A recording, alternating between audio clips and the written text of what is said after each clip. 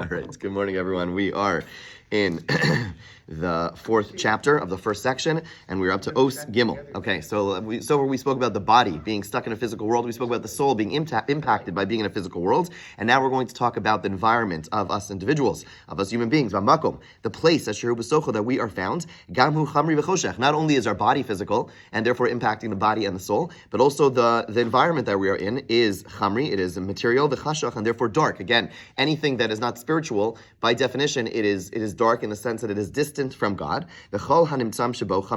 And everything around us is material. The tables around us, the animals around us, the entire environment around us, everything is material. And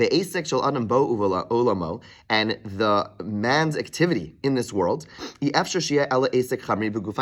it is inescapable for us to be, the only way to function in this world is to have physical and material existence, activity. In other words, he's going to give examples. For example, since we and the world that we are in is material and we are physical, and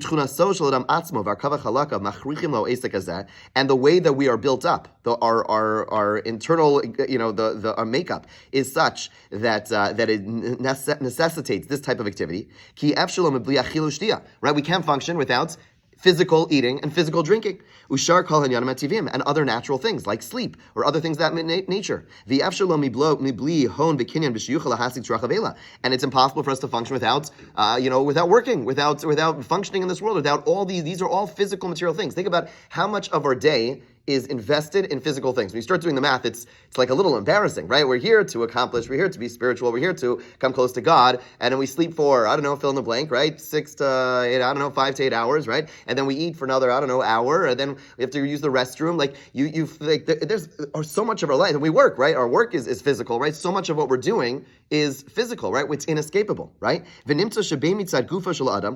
from the perspective of our body, also from the perspective of our environment, and from the perspective of the things that we have to do, okay? We are, drowning in material, and therefore submerged in its darkness. And it would presumably take an incredible amount of work to somehow rise above the physicality. Because again, we need all these material things. Okay, so let's start the next paragraph. He says like this. He says, however, despite this very dark picture that we just painted, he says like this. So from God's great wisdom, God created things in a manner, even though we are necessarily stuck and submerged in physicality, as he wrote, we are able from within this darkness, from within this material world, and from this physical activities,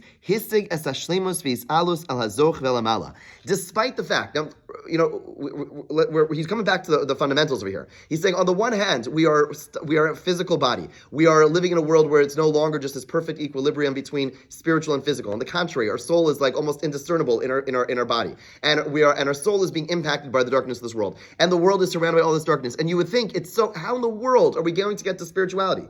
He says, nonetheless, in God's great wisdom, what he did was created a system that through the physical world, through things which by definition are distant from him, through a world which is dark, through a world which is material, through a world, again, everything material is by definition distant. In other words, the more physical something is, the more distant it is from the spiritual world, from God himself, right? So the only way we're able to get to spirituality would seem to be completely out of reach. But he says in God's great wisdom, he created things that through physical work, we're able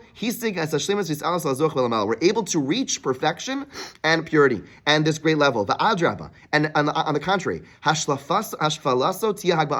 through the going down, that is actually going to be the way we go up.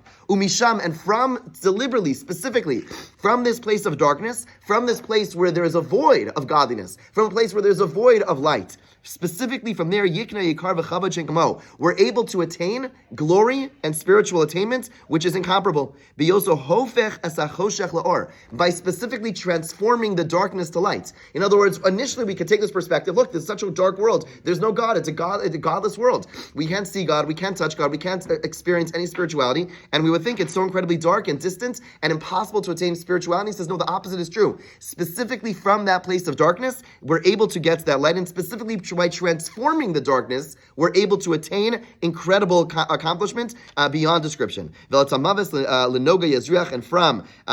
from this darkness, a person's able to reach incredible brilliance. Okay, so he's going to elaborate and explain how that works.